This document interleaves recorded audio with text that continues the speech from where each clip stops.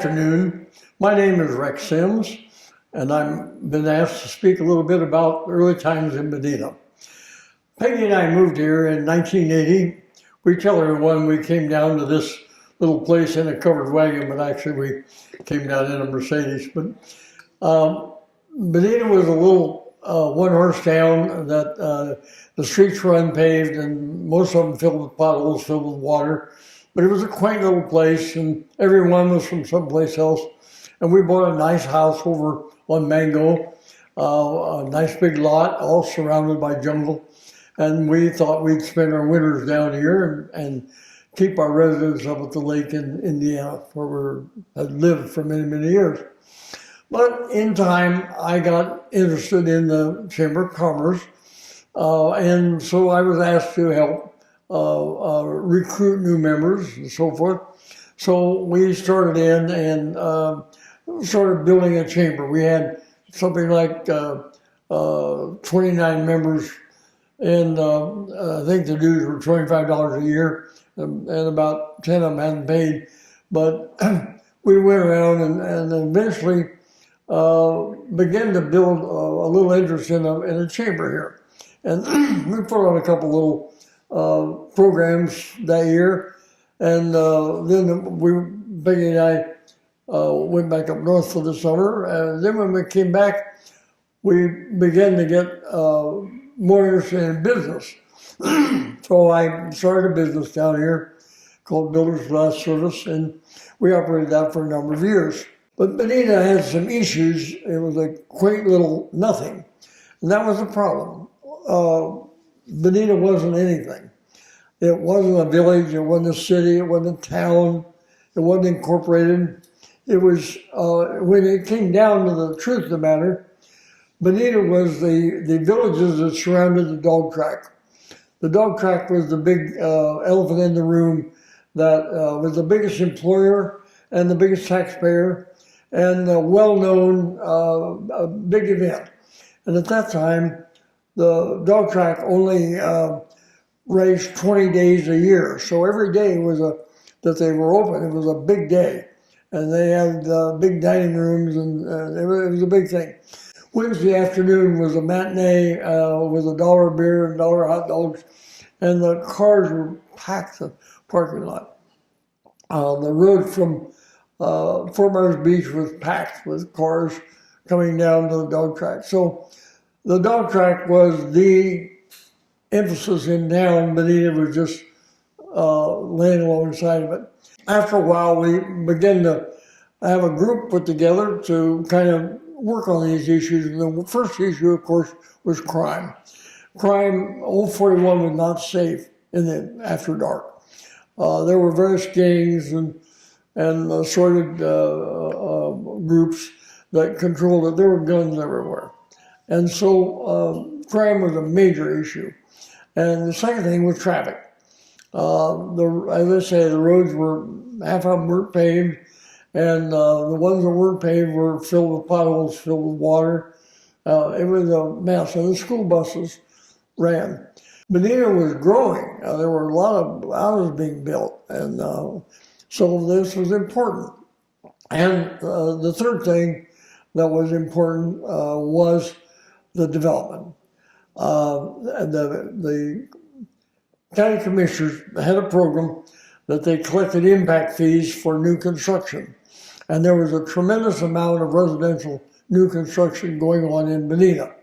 There had been a house invented down here that was called a 3-2 split. And it was being built all over town, 2 bedrooms and a bath on one end, and a bath and a bedroom on the other end for your guests. And I want to assure you, if you were from Ohio or Indiana or Pennsylvania and you had a 3-2, you had guests, because it was amazing how many friends you had when you had a place in Florida. The county commission collected an impact fee on every house and every building, and yet we couldn't get the roads fixed and we couldn't get sidewalks built. The kids stood in the road over on Pennsylvania Avenue, which was a gravel road at that time, shell road, and they stood out on the street in the dark because we didn't have any high school here, and all the kids rode a bus to Cypress Lake in South Fort Myers. So they started out early in the morning. It was dangerous. And but yet the county assured us that there couldn't be any sidewalks built there for various reasons. So the impact fees were being collected, but we couldn't see where Bonita was benefiting from. And so the chamber was beginning to get a group of men that were interested in Old 41 and 41 in general. And so we hired a gentleman named Jim LaRue, who had been the former county administrator, and we hired him to investigate how many dollars worth of impact fees were collected from Bonita and where the money was spent. And after a certain amount of time, I think it cost $1,200 or something for the thing, which was a lot of money for us. Jim came back and announced that he could only prove that there was 14% of the money was actually spent in Bonita. There was more of it spent in the area, but in Bonita alone, he could only account for 14%. So that's when we decided we had to have some voice that spoke for Bonita. And the only group was the chamber directors. And so we kind of took it upon ourselves to think about an incorporation. There had been a couple of attempts to incorporate the city in the past. One of them was in the late 80s, I believe, and it failed miserably. The other one was in 93, and Al Roseman was the sponsor of it. And they tried to sell the voters on the city and the city function. And nobody understood exactly what the city was going to do for them. So when we started talking about incorporation, we decided that that was not the avenue to go, and that we should instead develop a charter. And the charter would explain what the city had authority to do, and that was all the authority they had. And so we were going to write a charter and present it to the voters, and if they voted for it, then it went to the county commission, they had to approve it, then it went to state legislature and so on. So that was the beginning. The thing that really triggered the push, prior to this time, we asked Hickory Island people to join us, and they weren't interested. They thought all the problems we have were Bonita problems and we need to solve them ourselves. Well, the county commissioner had a miracle happen. They somehow rezoned 5 residential lots on Hickory Island so Bonita Bay could build a commercial site out there and have a restaurant, a bar, day place for their Bonita Bay people. There are 5 residential lots that could only be residential, but somehow they got a variance or something so that Bonita Bay could build this. Well, right away, all the gated communities in the area, and there were a few of them at that time, started to ask the same thing. So Hickory Boulevard people became alarmed. All their residential lots could be gated community activity points. So they came and joined us and in the endeavor to become a city. That was a big move. They were really scared. So we had the ex-mayor of Cape Coral.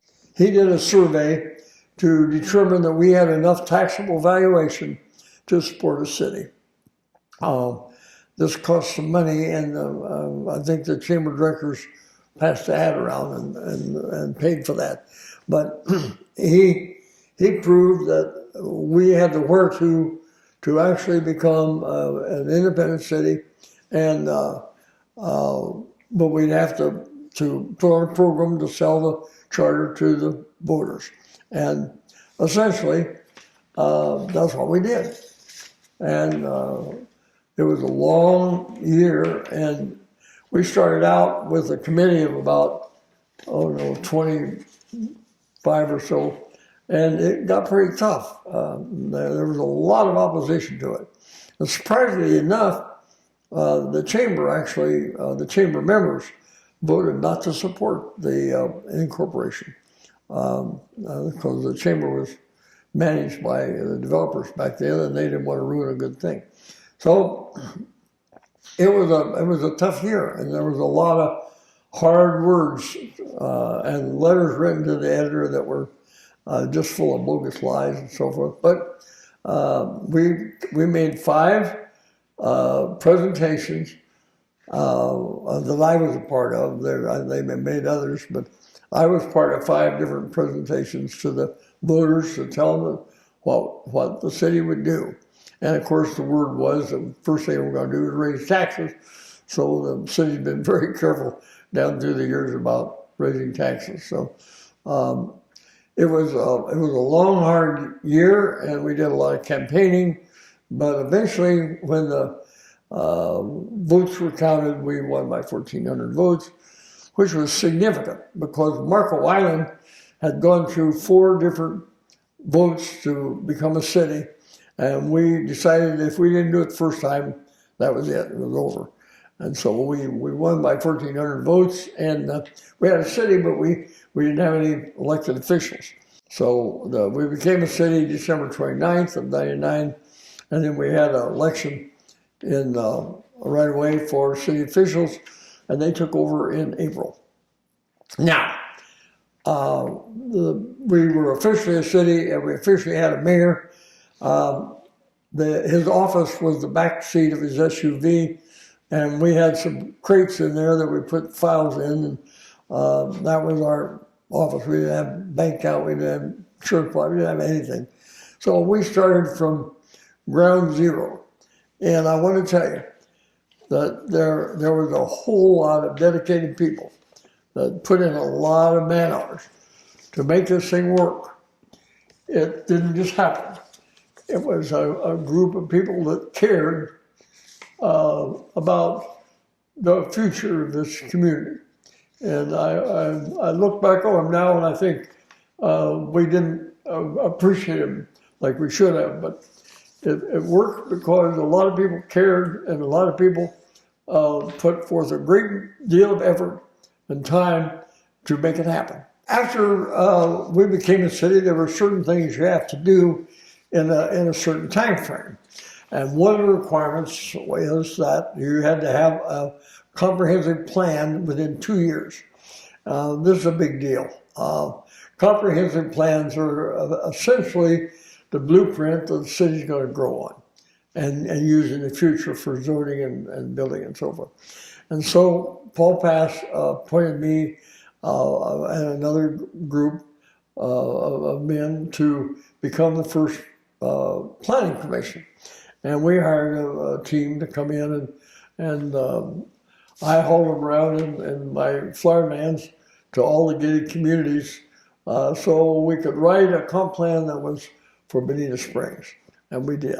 It took a while, but we got it done, and that's basically what we've operated on the last 20-some years.